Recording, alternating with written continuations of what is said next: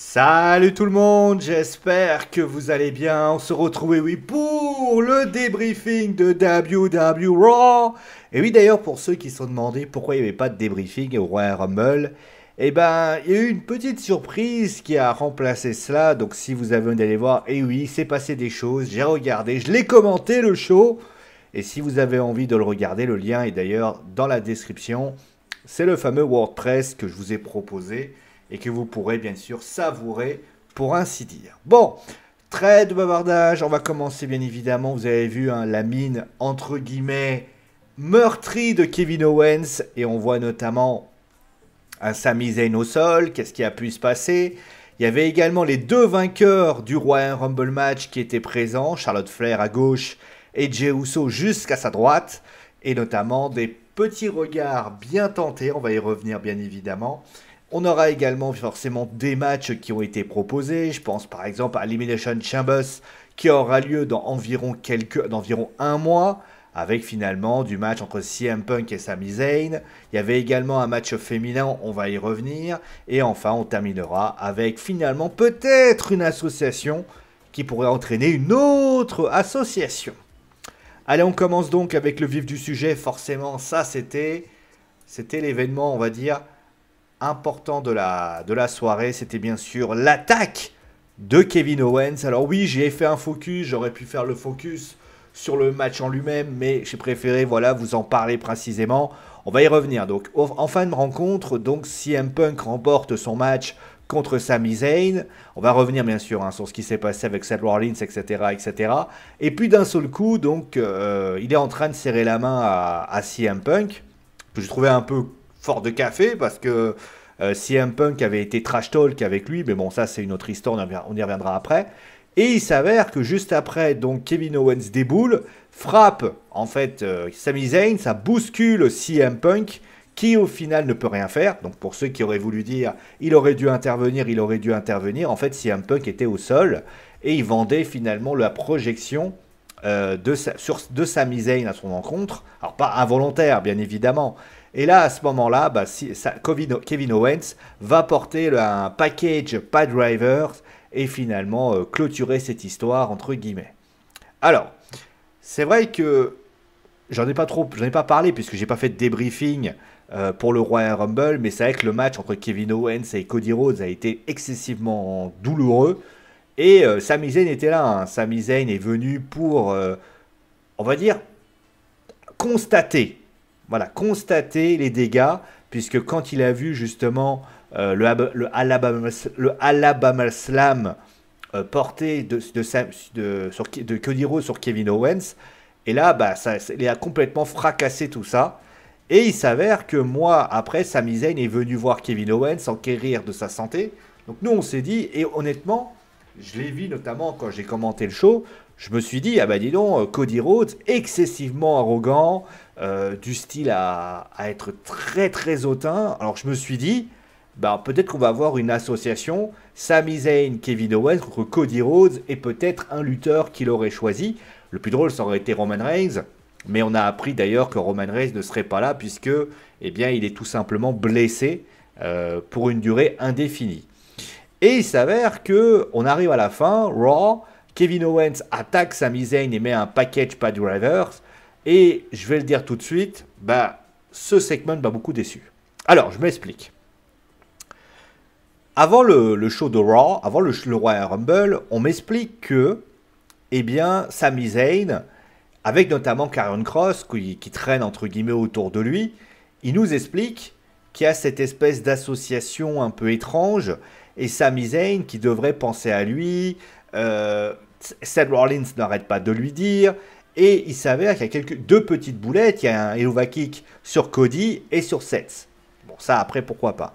Et puis par la suite, eh ben, on voit ce qui se passe au Royal Rumble où tu vois un Cody Rhodes qui fanfaronne, qui se la raconte, ce qui n'est absolument pas dans le personnage de Cody Rhodes d'habitude. Il est assez, c'est ce que j'avais dit, assez lisse, assez John Cena-esque, entre guillemets. Alors que là, on a vu un personnage globalement on va dire, assez expressif dans cette histoire. Et je me suis dit, bah, ce qui va se passer, c'est que Kevin Owens va rester hors des rings pendant quelques semaines. Et Sami Zayn, puisqu'on va à Toronto, notamment donc à Elimination Chambers, je me suis dit, il va aller à Chambers, il va défier Cody Rhodes pour le match, et il va dire bah, tout simplement, si Kevin Owens ne peut pas aller à WrestleMania, j'irai pour lui.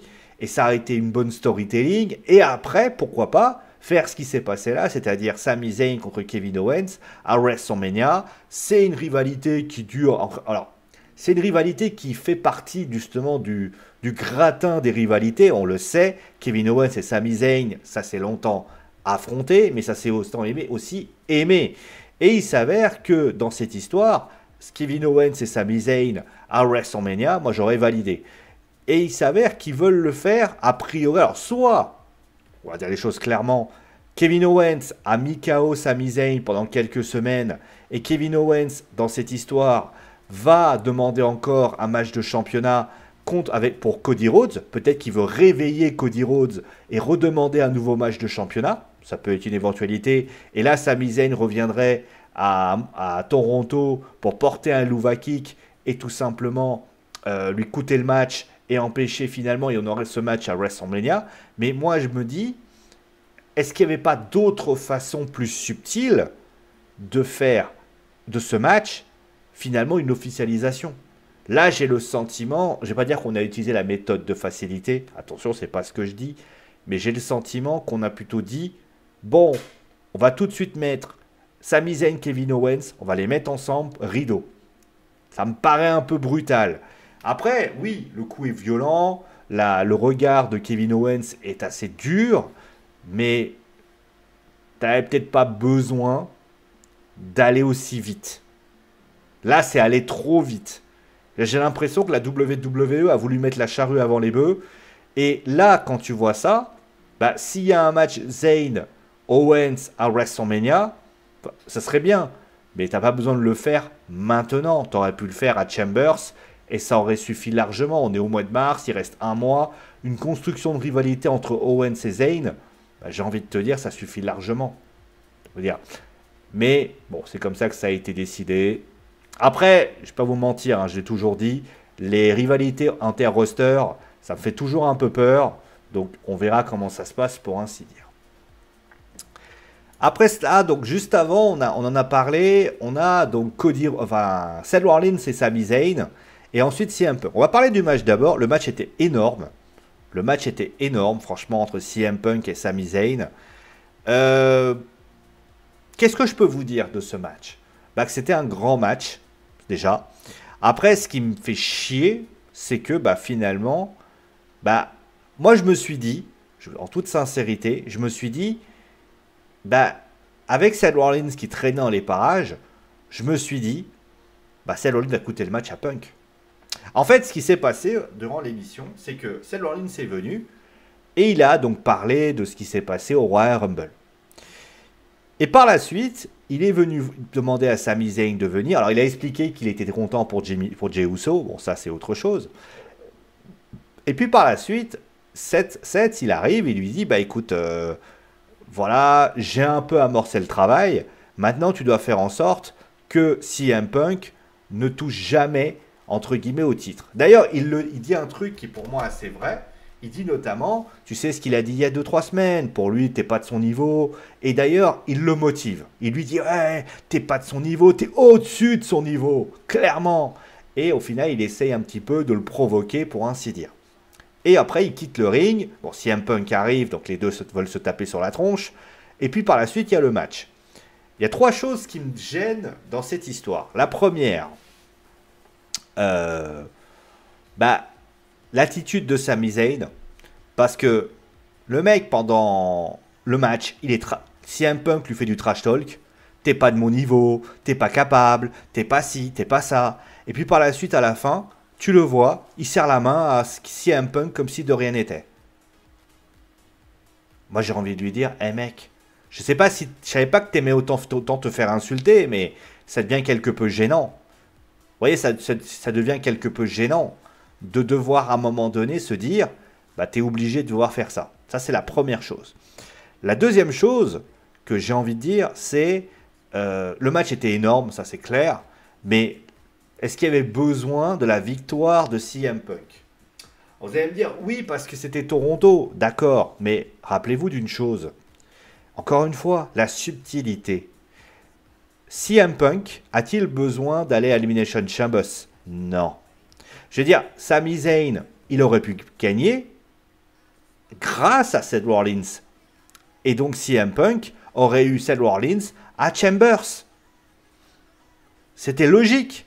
Mais non, ils ont voulu faire compliqué avec un truc comme quoi, parce qu'ils ont voulu faire appel à cette fameuse carte en disant on va faire une carte, notamment, moi je vous l'annonce tout de suite, on va y revenir après, je vais revenir notamment à Chambers, moi je vous l'annonce tout de suite, la WWE veut mettre du star power dans ce Chambers, et c'est pour ça d'ailleurs que Punk est là. Et le truc, c'est qu'on aurait pu créer un Chambers avec Rollins et Punk, avec notamment Roman Reigns qui serait arrivé, qui aurait mis 2 spears aux deux, et au final, tu aurais fait un triple threat à WrestleMania. Ça aurait été largement suffisant, et je vois pas pourquoi la WWE s'est pas dit, bon allez, vas-y, on va faire ça.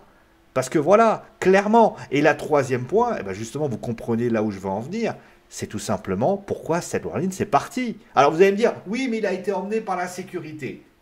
Je veux bien, mais est-ce que vous avez déjà vu, je vous pose la question, hein, est-ce que vous avez déjà vu dans la WWE, mais également dans d'autres fédérations, un catcheur qui est l'adversaire de ceux qui se trouvent sur le ring,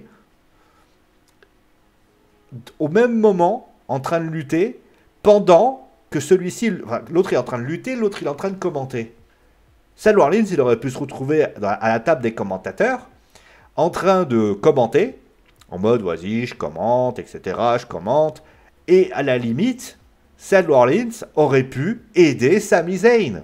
Genre, il est en train de se mettre KO, on pense que c'est terminé, et à ce moment-là, on a un Seth Rollins qui attrape la jambe, pour ainsi dire. On aurait pu imaginer peut-être un Seth Rollins un petit peu, voilà, qui fera tout pour y arriver. Moi, honnêtement, j'ai pas compris pourquoi il n'était pas là. On a l'impression qu'ils se sont dit, attention, il faut pas que Seth Rollins et CM Punk, eh bien, s'affrontent. Ouais, mais à la limite, là, vous avez mis dans l'histoire une équation. Vous avez dit, aujourd'hui, vous allez avoir CM Punk, Roman Reigns et Seth Rollins. Si tu fais un match 1 contre 1, où est le problème? Vous l'avez dit vous-même, Roman Reigns est out pendant, storylinement parlant, est out. À un moment donné, faites ça. Je comprends pas l'intérêt de faire ça. Et à la limite, moi j'aurais même été plus fort dans cette histoire. Le match se termine à WrestleMania et les 3 se congratulent et c'est terminé, rideau. Mais moi en tout cas, je trouve que du côté de la WWE, c'est encore une fois un acte manqué parce qu'il y avait possibilité de faire quelque chose de mieux et au final, on ne saisit pas la chance. Et ça, c'est dommage. Voilà. On va passer maintenant aux vainqueurs des Royal Rumble match respectifs. Alors, je ne vais pas trop parler du speech de Jey Uso parce qu'on a clairement vu un... Alors, pourquoi? Parce que souvent, j'ai pas pour l'habitude de débriefer les shows émotionnels. Enfin, les segments émotionnels. Là, clairement, Jey Uso était très ému de ce qui s'est passé au Royal Rumble. Et je vais vous dire la vérité, on ne peut pas lui en vouloir.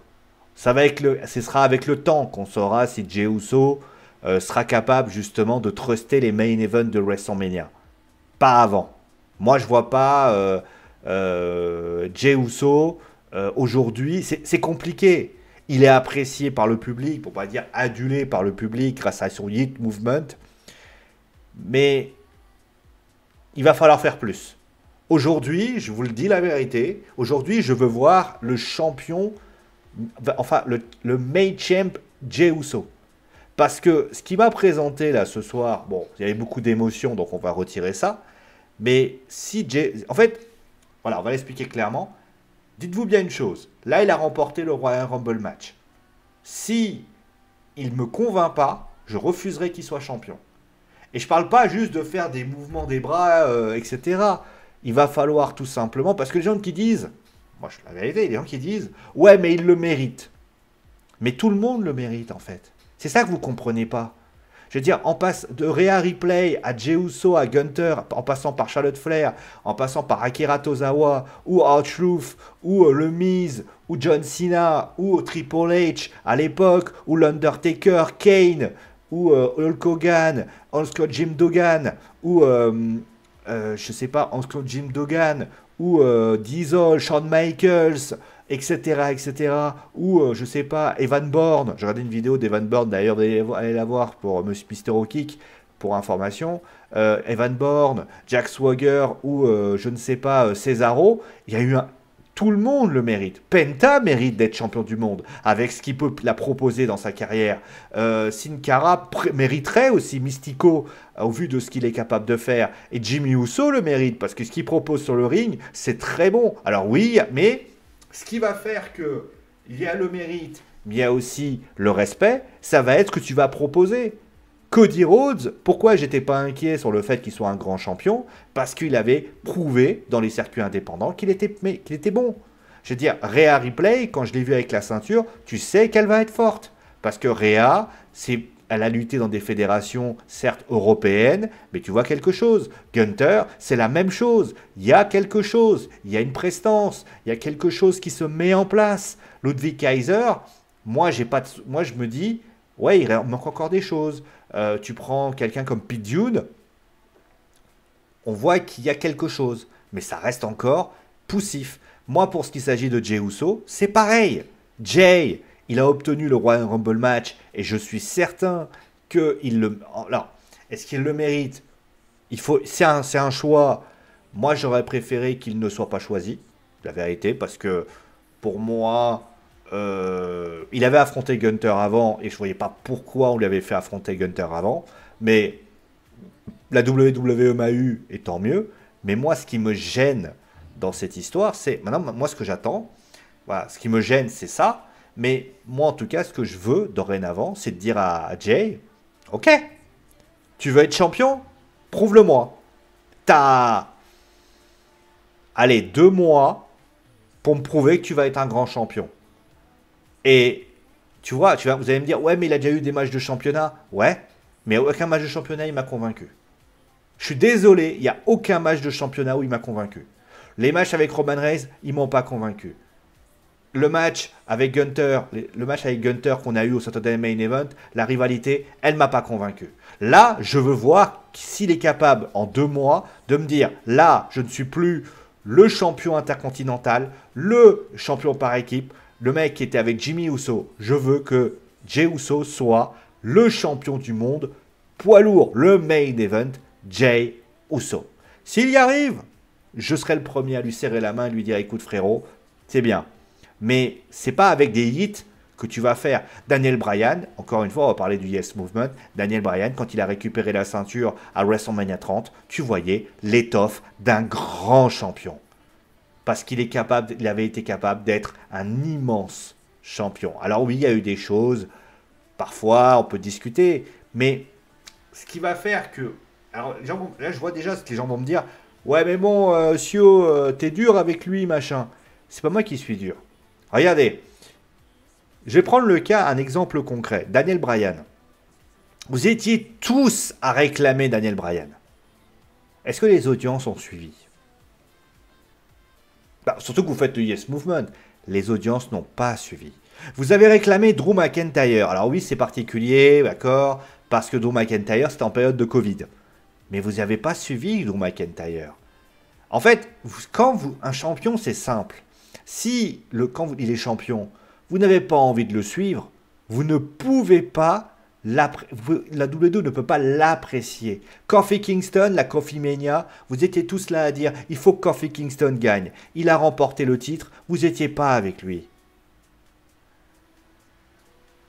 Si vous ne confirmez... En fait, Jey, il doit me dire, ok, tu es un grand champion, j'ai envie de venir te voir. Cody Rhodes, qu'on le veuille ou non, dans sa manière de se comporter, est un champion. John Cena, dans sa façon d'être, est un champion. Roman Reigns, quand il vient, c'est un champion. Gunther, quand il vient, c'est un champion. Charlotte Flair, que vous voyez en bas, est une immense championne. On va y revenir après. Rhea, quand elle est là, c'est une immense championne. Sinon, Jay ne peut pas avoir ça. Alors, pour ça, voilà. Bon, pour ce qui s'agit du dessous, avec Charlotte. Alors, Charlotte. Bon, déjà, Charlotte, au vu de son discours, vous avez compris qu'elle elle est en train de dégainer un heel turn, concrètement. De toute façon, je pense que la WWE voulait attendre de voir la réaction à Cleveland. Bah, ça s'est un peu confirmé. Pour moi, Charlotte va tourner heel. Et a priori, elle va affronter Rhea. Elle va affronter Rhea parce que je pense que les deux n'ont pas terminé leur chapitre. Tout le monde tournait autour, donc clairement, ça va être donné. Mais moi, je pense que ça va être ainsi que ça va être fait. Pour ce qui s'agit, je n'ai pas précisé pour Gunther qui lui a dit ne viens pas m'affronter. On va voir, mais moi, je serais quand même déçu si Gunther réaffrontait à nouveau Jey Uso. Cody, ce serait intéressant parce que ça pourrait faire un sacré duel d'apodimètre. Mais pourquoi pas. Mais pour Charlotte, Charlotte a fait encore un énorme speech, encore une fois. Rhea a été énorme, encore une fois. Moi, j'ai adoré la prestation de Rhea et de Charlotte. Et puis, bah, finalement, en tout cas, un des gros matchs de WrestleMania. En plus, Rhea-Charlotte, c'est du pain béni. La question maintenant qu'il va falloir se poser, c'est qui va-t-elle choisir, qui ça va choisir? Est-ce que c'est Charlotte qui va récupérer la ceinture ou est-ce que ça sera Rhea qui va la conserver? Deux star power d'une puissance telle, ça peut que faire d'excellents matchs, pour ainsi dire. Mais Rhea, elle a fait une boulette. Et oui, Rhea, elle a fait une énorme boulette à la WWE, puisque, en fait, vous voyez Liv Morgan qui est en... Liv Morgan, lapsus révélateur. Io Sky qui est en train de se tenir la tête à deux mains, qui est dégoûté, parce qu'en fait, le match, il y avait un match Elimination Chambers, et Io Sky affrontait donc Liv Morgan. Et il s'est passé que au moment où Raquel Rodriguez commençait à tourner autour, d'ailleurs, moi je voudrais savoir, et Dakota Kai, parce que Dakota Kai, au bout d'un moment, elle a disparu. Parce que Dakota Kai, elle a affronté Lara Valkyria, et depuis, elle n'est plus là. Alors peut-être qu'il y a une blessure, on va quand même vérifier, on ne sait jamais, on va regarder. Alors attendez, on va quand même regarder, parce que je suis peut-être de mauvaise langue. Ah, elle est blessée. Autant pour moi, pardon, 8 à 10 semaines, c'est moi qui disais une connerie. Bon, bref. Et il s'avère que, donc, on va revenir à ça. C'est moi, quand je me plante. Hein. Et il s'avère que, donc, il y a ça. Io Sky est dégoûté. Alors, je vais vous le dire les choses clairement. Liv Morgan a obtenu son droit, donc elle a gagné son droit. Moi, je pense que ce qui va se passer, c'est que Rhea va donner un match à Chambers, à Io Sky. Elle va dire voilà, je t'ai écouté ton match, j'en suis désolé, c'est pas de ma faute. Moi, ce que je te propose, je t'offre un match de championnat à Elimination Chambers. Comme ça, tu peux me défier. Et si jamais tu gagnes, eh ben, tu vas à WrestleMania. Ça serait faire. Et puis au final, ça donnerait un match à Chambers entre les deux. Alors oui, je suis d'accord avec vous. Ce ne serait pas la première fois que ça a lieu. On sait que Liv Morgan a eu un match avec Io Sky il y a quelques mois, je crois. Mais ça serait un bon moyen entre Rhea et Io. Voilà, ça serait un bon match, ça serait sympathique. Et au final, ça pourrait être intéressant. Ça pourrait nous raconter quelque chose. En plus, Rhea et Io, je pense qu'ils se connaissent bien. Donc ça pourrait être intéressant. Je crois d'ailleurs... Non, il y avait Shayna entre les deux. Mais très clairement, ça pourrait être une bonne opportunité. Et au final, ça pourrait régler pas mal de problèmes. Pour ainsi dire. Parce que Io tout seul, pas dans un match, ça me paraît quand même curieux. Et donc on va terminer avec ça. Alors je vous l'ai mis ensemble parce que pour moi les deux sont liés. On va parler déjà de Penta et Ludwig. Le match était énorme. Encore une fois, Penta a été incroyable. Ludwig a été énorme. De toute façon, on va pas se mentir. Moi j'étais dégoûté que Penta, que Ludwig perde en 6 secondes. J'ai pas compris l'intérêt. Parce qu'encore, Akira Tozawa, il fait venir Aisho Speed.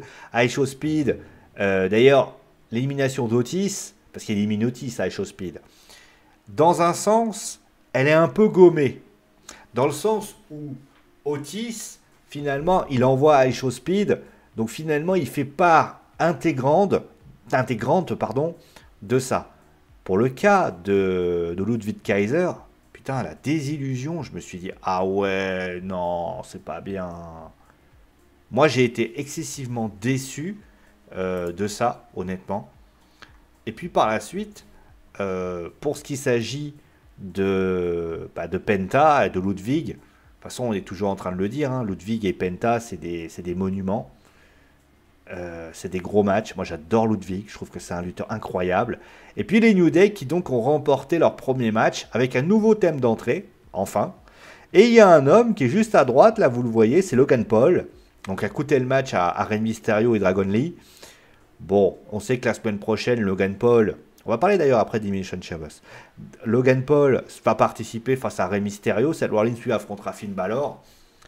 Qu'est-ce que je peux vous dire finalement de ce match? Bah, il était pas mal, intéressant, beaucoup de qualité également. Bah voilà, donc tout ça pour dire que c'était quelque chose d'intéressant. Bah au final ça donne, on va dire quelques interrogations. Je parlerai pas de John Cena qui s'est ajouté dans l'Elimination Chambers. Moi je trouvais ça complètement incroyable. En toute sincérité, hein. Je veux dire, tout le monde. En plus, le pire, c'est que Triple H est juste à côté. À aucun moment, il sourcille des yeux. John Cena se dit, bon allez, vas-y, je participe aux Chambers. Il n'y a personne qui trouve ça étonnant. Moi, j'aurais été à la place. Alors, vous allez me dire, oui, mais... Pardon. Vous allez me dire, ouais, mais je pense qu'ils veulent pas le faire lutter parce que si jamais il se blesse, tout ça... Alors, je veux bien... Mais à ce moment-là, c'est la raison la plus conne du monde. Parce que ce que tu fais affronter, tu mets genre John Cena, tu mets John Cena, mais la raison, elle n'est pas ça. C'est que John Cena ne peut pas encore être là tout le mois parce qu'il tourne un film. Alors moi, je vais être gentil. Alors j'ai rien. Alors en fait, le problème, c'est qu'à un moment donné, vous commencez à être. En fait, vous commencez à être, comme qui dirait, avoir un espèce de syndrome de Stockholm au bout d'un moment. Vous êtes très ambivalent. C'est-à-dire que, d'un côté, vous ne supportez pas quand Logan Paul ou Roman Reigns ne sont pas là, parce que vous trouvez ça pénible quand ça se fait ça, mais quand John Cena se permet de venir juste au Royal Rumble match et après de repartir parce qu'il a un film à tourner, ah ben là par contre ça vous dérange pas. J'ai des gens, notamment dans un groupe Facebook, qui disaient « Ouais, mais c'est John Cena, il a le droit. » Non mais oh. En quoi John Cena a le droit? Mais à partir de là, vous savez, moi, ce que j'aurais fait pour être vraiment fair, j'aurais dit « Bah, tu sais quoi, Adam Pearce, il annonce les 6. » Ça a déjà été fait. Au moins, à la limite, il y aurait eu de la cohérence. Là, John Cena, il vient, il part. Il vient, il part. Il vient, il part. C'est ça en fait, ça va être ça sa rivalité. Parce que moi je me rappelle d'une news qui disait ouais mais John Cena il sera là on va dire totalement pour pouvoir participer à sa dernière année. John, si tu pouvais pas venir cette dernière année, fallait pas être là. À ce moment-là, tu sais ce que tu fais, tu signes un an de contrat avec la WWE, tu dis écoutez, je ne serai pas acteur durant cette année, je vais me concentrer sur la WWE. Ah tu sais quoi? On t'aurait respecté. Là, John Cena, John, t'es en train de faire comme Le Rock, t'es en train de faire comme Roman Reigns, t'es en train de faire comme Brock Lesnar. Et aux dernières nouvelles, ça gêne personne. Parce que John Cena, il fait son petit jubilé là. Et à la limite, j'aurais été d'accord s'il avait fait un truc tout simple, il aurait fait ses 3 premiers mois, cette route vers WrestleMania. Après, à WrestleMania, il aurait fait coucou. Le lendemain, il aurait fait coucou, ça va, il aurait fait un gros petit bisou, etc. Et puis par la suite, quelques mois après, le lendemain de Raw, il aurait dit bon écoute, je me casse. Il serait resté, il serait revenu au mois de juin. Il aurait fait juin. Allez, on va dire, il aurait fait pour Money in the Bank. Après, il aurait fait juin, juillet, août. Après SummerSlam, il se prend une petite pause d'un mois, un mois et demi. Et après, il repart pour la fin. Voilà, ça j'aurais aimé. Ça j'aurais aimé. Là, ce qu'il m'a fait, là, c'est pas beau. Parce que ça veut dire que pendant 2 mois, et vous allez voir, hein, Roman Reigns ne va pas le voir non plus. Mais Roman Reigns, le problème, c'est qu'on a la justification. Et très sincèrement, quand Roman Reigns était en rivalité avec justement cette Bloodline, on le voyait. Il était là tout le temps. Après, on va me dire, oui, mais c'est relou, tu comprends, machin. Ouais, mais le Star Power, ça va 5 minutes en fait. Parce que je vois gros comme une maison, comme quoi Logan Paul va récupérer une place, que Seth Rollins va récupérer une place. Alors c'est bien. Mais aux dernières nouvelles, non en fait. Et ça donne quoi finalement au niveau de ce show?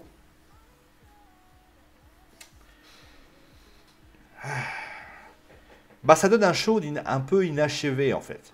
C'est-à-dire qu'il y a des autoroutes, vous savez les fameuses autoroutes que j'aime parler, ben j'arrête pas de me dire, putain la WWE, vous avez des autoroutes, vous en servez pas. Vous avez des possibilités mais vous en servez pas. Des opportunités, vous savez, elles viennent, elles partent. Et la WWE ne s'en sert pas. Je comprends pas l'intérêt. Pourquoi vous essayez de nous faire... En plus, excusez-moi, hein, mais quand vous allez sur la page Wikipédia de la Elimination Chambers, et vous savez quoi, je prends la page en anglais, hein, bien évidemment, même la carte d'Elimination Chambers, admettons, si ça veut bien se lancer, il y aura un match de championnat à WrestleMania. Ouais, mais en fait, tu es en train de spoiler, parce qu'en fait, quand tu dis pour un champion du monde à WrestleMania, c'est-à-dire quoi? Ça veut dire que concrètement, ce qui va se passer, c'est que si Jey Uso dit je veux celui-là, ça sera pour l'autre. Mais tu es en train de te l'annoncer quand même un petit peu quand même. Parce que pour l'instant, t'as que des lutteurs de Raw. Alors vous allez me dire, oui, mais il y aura les lutteurs de SmackDown certainement vendredi. Oui. C'est-à-dire que John Cena, c'est un lutteur de SmackDown maintenant. Logan Paul aussi. En tout cas, il y avait des possibilités. Et je suis désolé. Les possibilités, vous en servez pas. Bon, écoutez, après, vous faites ce que vous voulez. Hein. Moi, je suis pas quelqu'un qui... Je suis pas quelqu'un qui emmerde le monde. Et je suis pas quelqu'un qui, on va dire, dit les choses qui fâchent. Peut-être que vous avez votre plan. Et honnêtement, je vous souhaite vraiment que votre plan fonctionne. Mais je vais être sincère avec vous. Je suis pas du tout inquiet. Je suis quand même vachement inquiet. Quand je sais que vous avez cette capacité, mais que vous ne vous en servez pas. Voilà. Merci à vous en tout cas d'avoir suivi l'émission. Portez-vous bien. On se retrouve très très vite pour une nouvelle émission sur Wrestling Football. Alors pour NXT, je vais essayer de le regarder et de vous le débriefer demain, mais ça après, vous savez, NXT c'est un peu compliqué. Mais concrètement, en tout cas, vous aurez WWE SmackDown. Il faut que je remette le foot en place aussi, parce que le foot, il n'y a eu qu'un match. Et c'est quand même peu pour le moment. En tout cas, merci à vous. Passez une bonne soirée et à très vite.